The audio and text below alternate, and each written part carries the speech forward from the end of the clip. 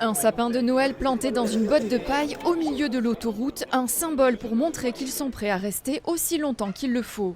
Arrivés vendredi soir avec une cinquantaine de tracteurs, les agriculteurs bloquent l'A64 au niveau de Briscousse. Ils protestent contre le protocole sanitaire mis en place par le gouvernement face à la dermatose nodulaire bovine, qui préconise un abattage de troupeaux entiers lorsqu'un seul cas est détecté.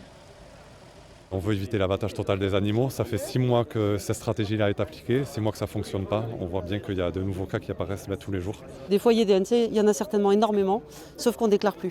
Voilà. Les éleveurs ne sont pas assez fous pour faire venir les vétérinaires dans leurs étables, parce qu'on sait ce qui nous pend au nez.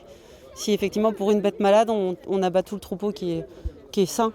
Depuis 3 jours, les agriculteurs se relaient pour tenir le blocage, ravitaillés et soutenus par la population. Ils restent très déterminés et choqués par les confrontations avec les forces de l'ordre qui ont eu lieu en Ariège lors d'un abattage. Moi j'étais en Ariège, quand on voit comment on nous a traités là-bas, envoyer autant de moyens, des hélicos, nous gazer depuis hélicos, là ils ont dépassé les limites. Le syndicat ELB et la coordination rurale font front commun, une alliance inédite. Des agriculteurs de la FNSEA ont aussi rejoint un autre cortège de tracteurs qui a bloqué la circulation à Saint-Jean-de-Luz hier.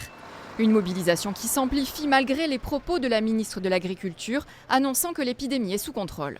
Ça a plus tendance à mettre le feu aux poudres d'entendre des choses pareilles. Il y a encore 10 jours avant le cas en Ariège, on nous disait que tout était sous contrôle. On a vu ce que ça a donné. À Saint-Jean-de-Luz, l'action s'est achevée en fin de journée. À Briscousse, le mouvement s'inscrit dans la durée.